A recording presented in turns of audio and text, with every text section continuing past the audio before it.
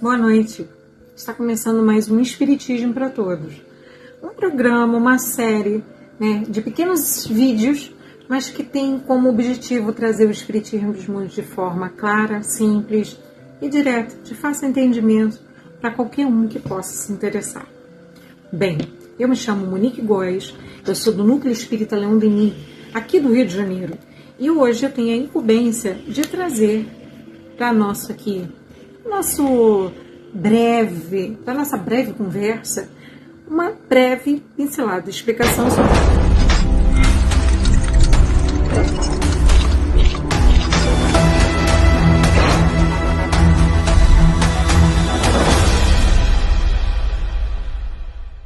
sobre letargia, catalepsia e mortes aparentes, que a gente pode chamar de EQM hoje em dia, experiências de quase morte.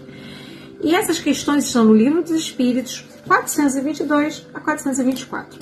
Então, gente, lição de casa, para quem quiser se aprofundar, ler um pouquinho mais, Livro dos Espíritos, 422 a 424, ok? Dito isso, vamos aqui para a nossa conversa. Bem, somos espíritos imortais, Eu, espírito imortal, estou aqui gravando esse vídeo para você, espírito imortal, que me assiste, que está aqui interessado em descobrir um pouquinho mais sobre esse assunto, ok? Por que eu estou falando isso? Porque eu não sou esse corpo físico que você vê. Eu sou a consciência que o anima. Pois é. Esse corpo físico aqui, essa máquina aqui, isso tudo é temporário. É uma roupinha emprestada ao nosso espírito para que ele possa percorrer o caminho da encarnação, para que ele possa habitar o planeta Terra, junto com outros seres que também estão encarnados. Vamos pensar aqui num piloto de Fórmula 1? Foi o exemplo que me veio à mente. Tem um carro, que quando nós vemos na corrida, o que nós enxergamos na pista de corrida? O carro. A gente não vê o piloto, Só vê aquele capacetinho às vezes, dependendo do carro. Mas vamos falar daquele carro todo fechadão mesmo, a gente só enxerga o carro. Mas dentro dele tem um piloto. E quando o piloto sai do carro, a gente enxerga o piloto ou a gente enxerga capacete e um macacão todo fechado? A gente enxerga capacete e um macacão todo fechado. Para que a gente possa enxergar o piloto, ele precisa se despir desse macacão. Então nós temos três partes de um todo. É exatamente isso que eu queria chegar aqui no nosso raciocínio. Vamos lá? O carro que a gente enxerga na pista de corrida, que é visível a todos, as cores, o modelo, o tipo da roda, é o nosso corpo físico. Isso que você enxerga é o corpo que me foi emprestado para essa corrida, para essa jornada, para dar essas voltas aqui na vida, para que, quem sabe, eu consiga chegar ao pódio de chegada, dentro da programação que me foi feita. Quando o meu carro quebra, que é o corpo físico, eu tenho que abandoná-lo. Não tem jeito, ele não funciona mais. Eu preciso ali, tirar o cinto de segurança, ou seja, ir me desconectando, tirar as proteções para conseguir sair do carro. E aí, quando eu saio do carro, pilota que sou, olha isso, gente. Você vai enxergar o quê? Você vai enxergar meu macacão, meu capacete. Esse é o perispírito.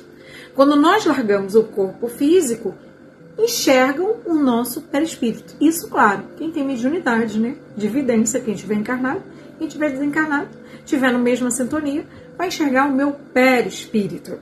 O espírito é a consciência que anima esse perispírito, que esse perispírito se liga ao corpo físico para que o mesmo possa se manifestar, para que a vida possa se manifestar aqui, encarnado nesse planetinha azul tão bonito.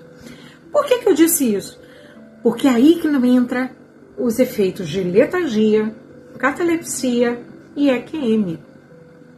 A letargia, que é o primeiro que nós vamos conversar hoje, ela é como se fosse um estado de morte aparente mesmo, sabe? Jeito de morto, cara de morto, temperatura de morto. Você olha e fala assim, ih, meu Deus, até a respiração não dá para captar direito, letárgico. E quanto mais a profundidade for, letargia profunda, mais morto, aparência de morto, mais o espírito está ligado. A gente ainda está dentro do carro físico, correto? A gente está ainda conectado, até está tentando sair, mas o cinto de segurança está ali prendendo a gente. É um estado de letargia. A pessoa não desencarnou, o espírito não desencarnou. Ele ainda encontra-se com o perispírito ligado ao corpo físico. Por mais que tenham todas as aparências de morte, a morte não aconteceu, né? Na morte, no caso, o desencarne, né, gente? Vamos mudar o termo aqui. O desencarne. O espiritismo matou a morte, a gente sabe que a morte, enfim. Voltando. Então, o desencarne não aconteceu. Um ótimo exemplo disso, gente, lembrando mais uma vez que isso é a luz da doutrina espírita, como nós espíritas enxergamos, tá? Antes que eu seja cancelada, que o canal seja cancelado, se você não é espírita, escuta com carinho, para pensar. Lázaro da Betânia. Lázaro, amigo de Jesus. Lázaro que Jesus trouxe dos mortos. Lembra? 2, 3 dias. Que de repente Jesus pede para remover a pedra, Lázaro já estava sepultado, e Jesus pede que removam a pedra e diz: vem, Lázaro. E Lázaro vem. Lázaro levanta. Lázaro ressuscita. Na verdade, Jesus, né, no Espírito Perfeito, o nosso governador planetário, nosso irmão maior, com todo o conhecimento que já possui, que a gente ainda está na escala evolutiva, tentando conseguir, né, um pouquinho mais, Jesus faz uso de todas essas ciências que ele já domina e também da sua hierarquia moral para dar a voz de comando e recarregar o corpo de Lázaro. Fluido vital, do alien, força magnética, para que ele reaja, para que ele venha. Eu teria conseguido fazer isso, gente? Hoje em dia? Naquela época, então? A gente tem que reconhecer, né? Que tem coisas, e por mais que o espiritismo não acredite em milagres, né? A gente saiba disso, tem coisas que ainda nos faltam mais segurança, mais conhecimento para a gente conseguir executar com maestria. Claro que a gente tem um passo magnético e tem, né? E vê o resultado, a gente vê realmente o resultado disso quando a gente está ali num trabalho de atendimento espiritual, a gente vê o resultado dos passos magnéticos, são incríveis, a ciência agora também já começa a trazer isso. Mas eu estou falando daquela forma magnânima que aconteceu, de tirar Lázaro do estado de letargia e trazer ele para o mundo dos vivos, aparentemente, né? Trazer um morto para a vida. Na verdade, Lázaro não tinha desencarnado, né?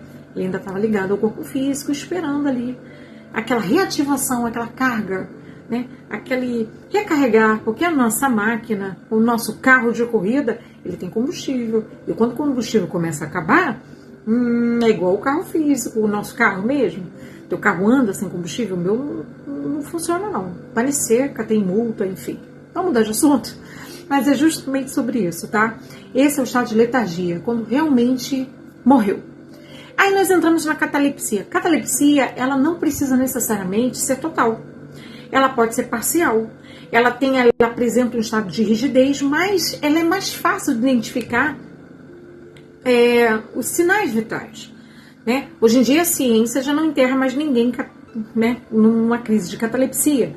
Mas um tempo atrás, onde a medicina ainda não tinha tantos recursos, acontecia aquelas histórias do sino que ia para dentro do túmulo, né? Porque muitas pessoas, quando iam exumar os corpos, vinham os caixões arranhados, enfim. Muitos de nós talvez já podemos ter passado por uma experiência dessa. Deve ser terrível, né, gente?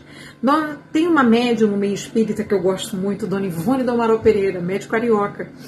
E Dona Ivone teve 2 episódios de catalepsia, um muito bebezinha, com dias, e outro mais ou menos ali em torno dos seus 8 anos de idade. E quando ela teve bebezinha, quase que enterraram Dona Ivone, compraram o caixão e tudo.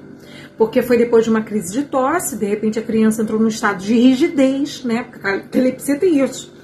Ou parcial ou total, mas apesar dos sinais vitais ali muito fraquinhos, em alguns também quase que imperceptível, tem a rigidez corporal também, que é uma coisa interessante isso, né? Imagina, que susto. Até que ela acordou, chorando, saiu da crise. Graças a Deus por isso, né? Porque a Dona Ivone trouxe um ótimo trabalho, ótimos livros através da mediunidade, algumas de psicografia, outras de, literalmente, gente, emancipação da alma mesmo. Ela foi até o local e narrou o que viu, né? Muita riqueza, muita gratidão à Dona Ivone do Amaral Pereira. E temos o estado de EQM. O estado de EQM, gente, ele é super atual. Hoje em dia tem vários documentários. Se você jogar aqui no YouTube, você vai achar muita coisa, relatos. Porque geralmente o estado de EQM, e o que é EQM? Né? Episódios de quase morte, experiências de quase morte. É geralmente assim, a pessoa está numa parada cardíaca ou sofreu um acidente muito grave, aquela coisa do coma ali, os médicos tentando salvar, vai, não volta, e perdemos ele.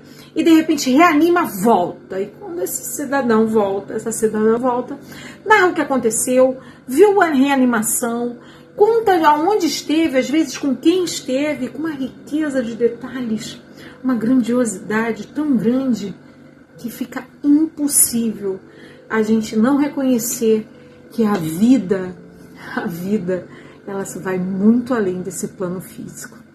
Bem, gente, estourei meu tempo. Beijo grande para vocês. E semana que vem tem um temazinho que faltou, mas na verdade não faltou, é que é o tema da semana que vem, sonambulismo. E esse também é muito interessante. Então fica ligado aqui no Espiritismo para Todos para ir acompanhando. Beijo grande no seu coração e fica com Deus. Até a próxima.